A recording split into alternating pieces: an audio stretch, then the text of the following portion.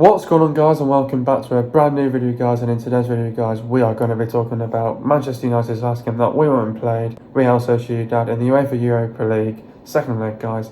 Anyway, guys, let's just get straight into today's video. So we made 3 changes from the last game against Real Sociedad in the first leg. Talking about the starting 11, so we started with Henderson, Wan-Bissaka, Bailey, Lindelof, Telles, Fred, Matic, Greenwood, Fernandes, James and Martial. Getting into the overall reaction now, Man United safely through to the last 16 with draw, ball draw, Man United cruise through.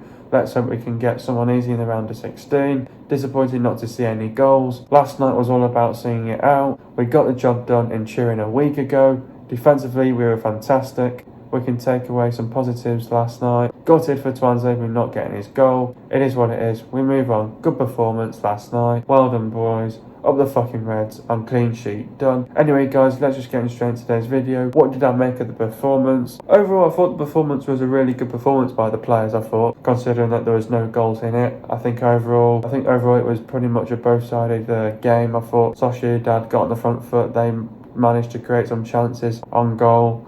Got lucky in a couple of opportunities as well. Obviously, they had the penalty earlier on in the second half. Didn't score the penalty, but they had chances before the penalty that they didn't take, and we had chances in the first half that we didn't take as well. I think overall it was one of those games where it was a both-sided game. You know, they had chances, we had chances.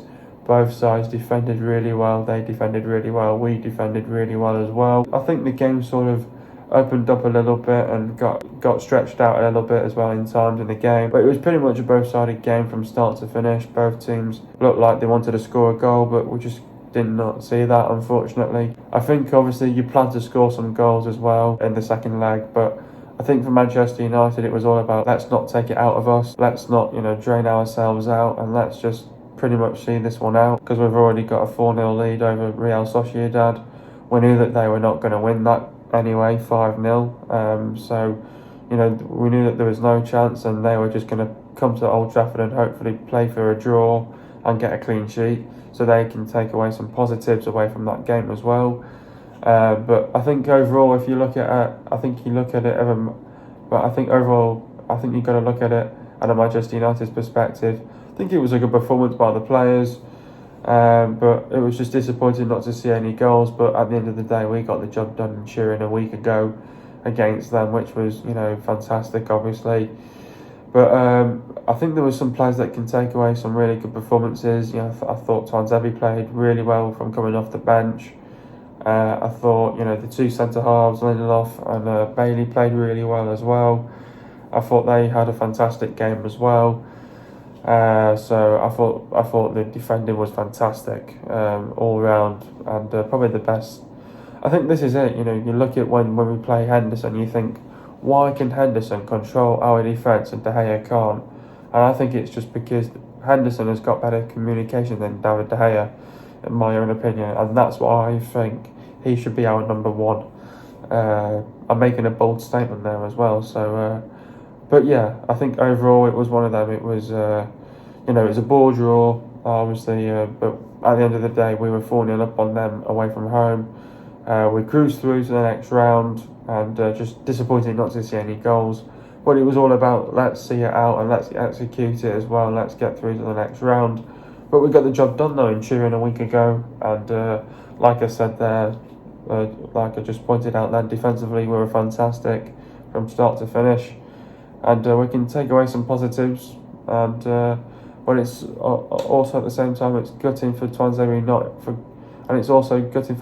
not getting his goal as well, because obviously he works really hard for that goal, and obviously with the criticism that he's been getting obviously the last couple of weeks, and what's been happening on social media, he would have deserved that goal as well. But at the end of the day, the goal got ruled off, and but it is what it is. We move on. Getting into the game now, I thought first half, it was pretty much a both-sided. I think in the first half it was pretty much both-sided. Real Sociedad, they had chances earlier on in the game, just didn't take the chances. We had chances as well. I think Bruno had 2 good chances on goal, where he got through on goal. He thought he was offside. And then another one, he hit the crossbar as well. So we were coming close on goal, but we just couldn't take our chances, unfortunately. So, in the first half, it was pretty much a both-sided game. It was, they were on the attack, we attacked well. Both sides defended really well, and both sides defended really well in times. So I thought, it was tight, end-to-end stuff. Thought the game opened up a little bit as well in the first couple of minutes of the game. And then it was just all about, I think for United, then in the second half, it was just all about, let's just try and see this out now. Let's just try and make sure that we don't really concede, and let's not really give them a goal. And, that could have happened as well, because James was clumsy, gave away a penalty. Then you're thinking, oh shit, they've got a penalty here. They're going to make this 4-1 now on aggregate. But luckily, missed the penalty. So we got away with one there. And that was pretty much a wake-up call once we gave away that penalty as well. And then I thought United, acted promptly. We got to move on, and we started to get on the front foot and show some signs and try to make things happen as well in the first half. But then I think in the second half, I thought the first 10 minutes, Sociedad looked really good. They looked bright, they looked sharp, the movement was good. I thought their passing looked really good as well. They got on goal a couple of times as well, had some fair few good chances as well. And then I think after the first 10 minutes, United then just wanted to regain possession and sort of settle it down, and make some substitutions and kill some time, and just see it out and execute it out as well. Obviously, Ollie made some changes at the beginning of the second half. I don't really think they made an impact. I think Rashford, he made a little bit of an impact. Obviously, he had a free kick that went wide as well. James had a chance as well in the second half as well. So, once again, we had some moments in the game, but, we had some chances, but we just didn't really take them, did we? And like I said, it was disappointing not to see any goals. Obviously, it's nice to add on to the aggregate score as well, but sometimes, that you always, sometimes at the end of the day, you are going to, at the end of the day, you're not always going to win every single game. And, but, in games like these where you're 4-0 up on aggregate, you just think, right, let's just try and see this out tonight. Let's not concede. Let's take a clean sheet, and let's just try and put in a good performance. But it was also nice to see some youngsters come on and make their debuts. Diallo came on, Shortire came on as well. So yeah, it was pretty much. It was good to see them two come on and make and get a start as well, get some minutes under the belt as well. And but yeah, happy for them both. But it was just all about, let's just see it out and let's just grind out a good result against Sociedad. We knew that they were a good team, and we put away a good team in Sociedad that are in the La Liga as well. And at the end of the day, good performance, and it's nice to get a clean sheet. And yeah, we move on now to the next one against AC Milan now in the round of 16, which is going to be a tough one. And it feels like it's going to be a Champions League draw, but it's in the Europa. And so we're going to make sure we prepare well for that one, not only just physically but mentally as well. And we'll make sure that we have the right preparation going into that game now against AC Milan, and get ready for that one now in the round of 16, first leg. Disappointing not to see any goals last night, but I guess Tuanzebe got unlucky. Last night was all about seeing it out and getting the job done against Real Sociedad. Yeah, I mean, when you come into these fixtures like Real Sociedad, when you're 4-0 up on aggregate, and it's just all about, let's just take it back to Old Trafford and let's see this out. Obviously, it would have been nice to score some goals last night against Sociedad, but at the end of the day, you're not always going to win games. Sometimes you can win games scrappy as well. Some games you could win games and get away with it, like we did against Newcastle as well. Tuanzebe got very unlucky not to get his goal. Obviously, it would have been nice for him to get his goal after the criticism that he's been getting, and obviously the online abuse as well, which he really doesn't deserve as well. So it would have been nice for him to get his goal, and I was really happy for him. I'm really chuffed for him to score, but then it got overruled by VAR because Victor Lindelof went in very aggressive on the player, so it got overruled, but gutted for him not to score. I mean, at the end of the day, when you go into these sort of games against Sociedad 4-0 up, you're at home, they've got nothing to play for, the tie's already dead and buried, they can't really beat us 5-0. But I think at the end of the day, it was all about let's not give them any hope and let's not give them the first goal. We nearly did, but we got away with it. But then we sort of woke up and it was pretty much a wake-up call once we gave away that penalty. In these sort of games and sort of fixtures, when you're 4-0 up, you have to see it out. You have to execute it really well. That's what we did. But yeah, in games like this against Sociedad, you've got to sometimes can't win every single game, but we got the job done, and we're through to the next round in the round of 16 against another tough opposition now in AC Milan. It was nice to see some of the youngsters come on in the second half, the likes of Ahmad and Shortire, to get some minutes under the belts. Shortire has made history, he's the youngest ever player in the European competition. Yeah, I mean, this is it though as well.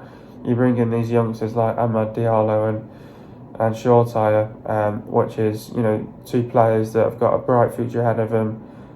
Looking forward to what these players have got to offer as well when they come up into the senior team, and you know, let them develop in the under 23s and let's get them the experience in the under 23s first.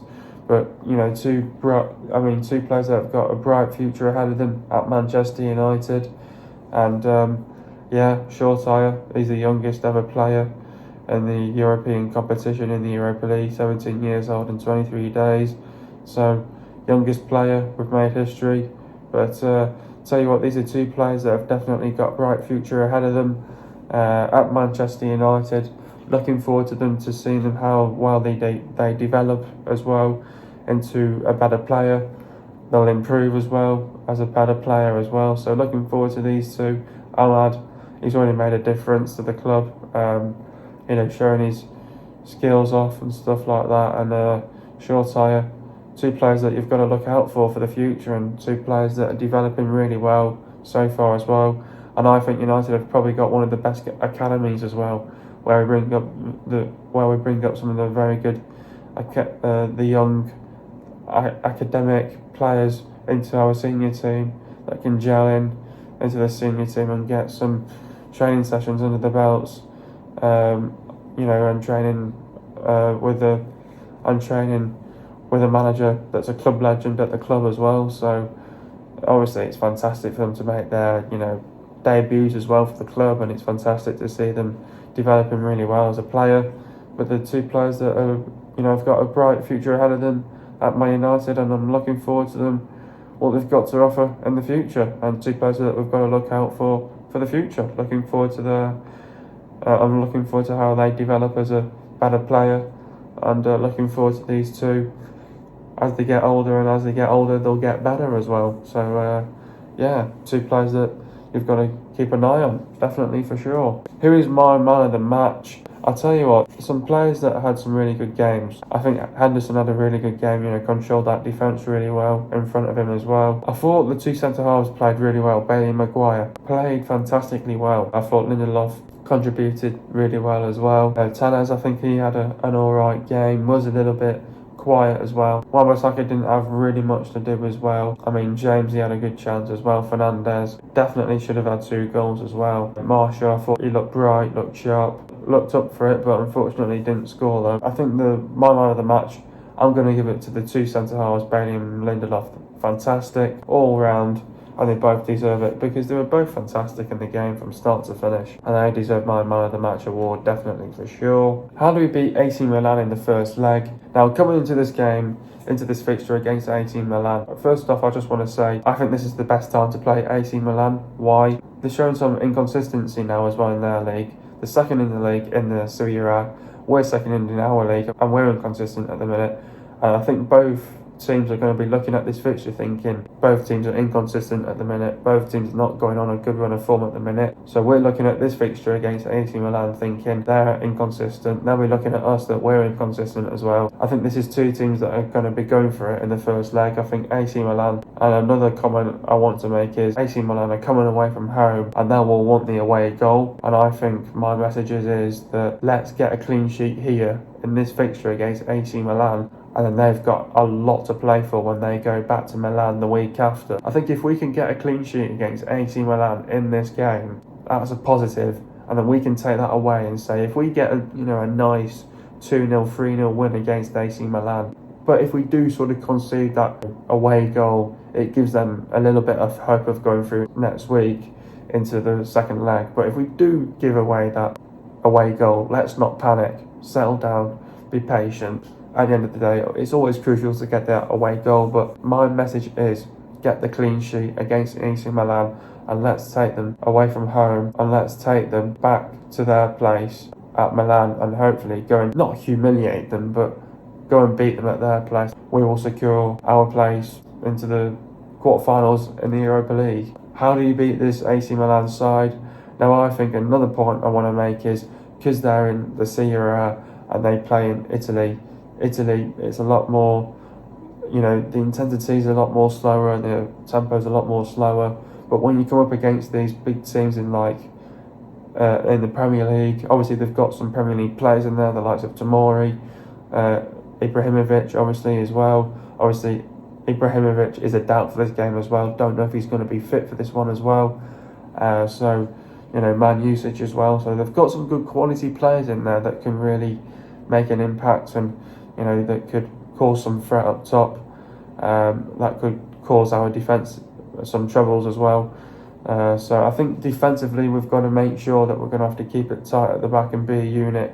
Don't make a mistake. And it's all about we've got to be defensively, be a unit at the back, and don't make any sloppy, stupid mistakes. And I think it's just all about concentration, and we've got to stay focused as a team as well. I think going forwards, we've got to make sure that we're going to be aggressive. We've got to play with a lot of aggression. We've got to get the front foot. We need to see the high intensity, the high tempo. We've got to get in between the lines. We've got to make some runs in from behind. And I think teams like AC Milan, because they're playing Italy and the tempo is a lot more slower, the intensity is a lot more slower, they will not see these runs in from behind. And that's what I saw us do really well in against Sociedad. And that's what we did really well in. We made these runs in from behind that they didn't see. And I think Milan's going to be a similar game like that as well. They're not going to be aware of these runs in from behind. Whereas in the Premier League, a lot more fast-paced.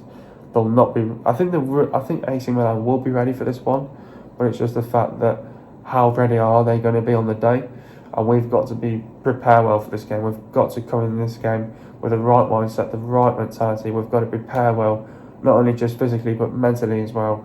We know physically that they're going to give us a good game as well. So coming into this game, we're going to have to be at our best as well. We're going to have to give this 110% against them.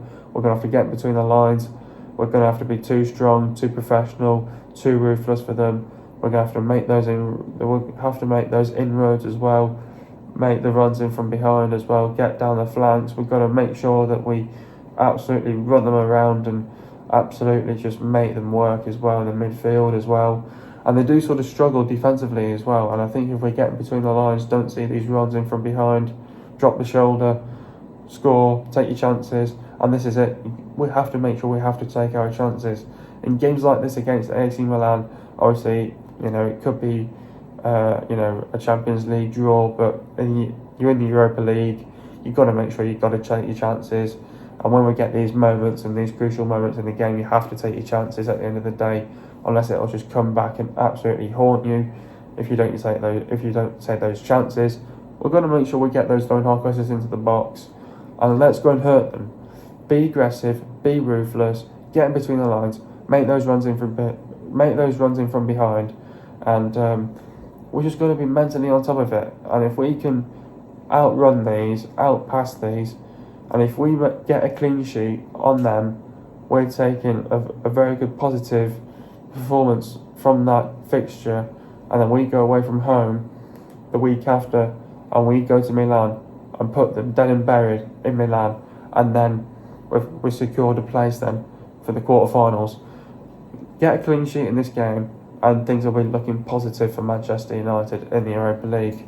And we want to sort of try and get the Europa League as well. We need some silverware as well this season as well, definitely for sure. Getting to the stats now, possession for Man United, it was 57.2%, and for Sociedad it was 42.8%. Goals for Man United it was 0, and for Sociedad it was 0. Total shots for Man United it was 11, and for Sociedad it was 9. Shots on target for Man United it was 4, and for Sociedad it was 1. Shots on target for Man United it was 36.4%, and for Sociedad it was 11.1%. Shots inside the box for Man United it was 6, and for Sociedad it was 7. Shots outside the box for Man United it was 5, and for Sociedad it was 2. Total passes for Man United it was 538 passes, and for Sociedad it was 349 passes. The pass accuracy for Man United it was bang on 87%, and for Sociedad it was 79.4%. Getting into the substitutions now, Wan-Bissaka went off for Williams. Talk about Aaron's performance. A strange selection, and looked a bit jaded again. United are at risk running him into the ground, replaced at half-time. Fernandes went off for Rashford. Talk about Bruno's performance. Imaginative with his shot that pinged the crossbar, and pass that James met to draw a save did not emerge for the second half. Fred went off for Tuanzebe. Talk about Fred's performance. 2 fucking hells and 1 booking in the first half. An improvement after going off the boil and was substituted at half-time. James went off for Diallo. Talk about Dan's performance. Clumsy, conceded a penalty, but was excellent again in the attacking third with his pressing and had a headed chance.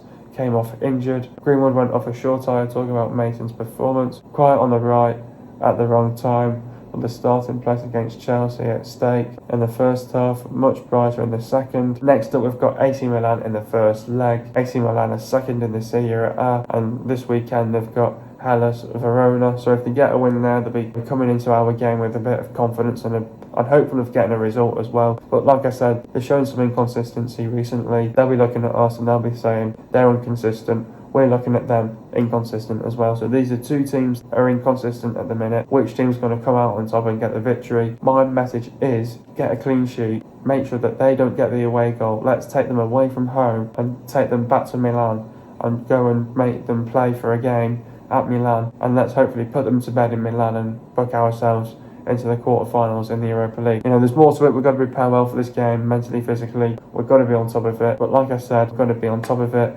They're going to be coming with a game plan. They're going to come in with some very good tactics. They replaced the manager with another manager, and he's made an impact as well with AC Milan. So we're going to be on top of it. Defensively, we have to be on top of it. We're going to have to stay as a unit as well. Make sure we not make any stopping mistakes. Let's keep it tight there at the back. And then going forwards, we want to be aggressive, get on the front foot, high pressing, high tempo, get some low and high crosses into the box. Get these moments in the game, these crucial moments. You have to go and take your chances in these big games against AC Milan. Ole needs to pick the right team, put the players in the right positions. He needs to balance the team out right. The structure in the team needs to be right, depth in the team, and he needs to select the right formation for the game. So far, AC Milan are scoring 1.9 goals per game, and so far AC Milan are conceding 1.2 goals per game. They have the 5th best defence in the Serie A. In the Europa League, AC Milan have won 4, drawn 3 and lost 1. They have lost at Lille 3-0. This will be the 11th meeting with AC Milan. The last time Man United beat AC Milan was on Wednesday the 10th of March 2010, and it ended 4-0 to United. Can we do that once again 11 years later? I think we can. The last time Man United lost to AC Milan was on Wednesday the 2nd of May 2007, and it ended 3-0 to Milan. The players to look out for is Donnarumma, Calabria, Dallo, Hernandez, Tomori, Benanza, Tonali, Hakan, Manusic, Ibrahimovic, Rebic, Leo and Diaz. Hope you guys are enjoying another video. Be sure to leave a like. Subscribe to my channel if you are new. See you guys in a video in the next couple of days. And peace.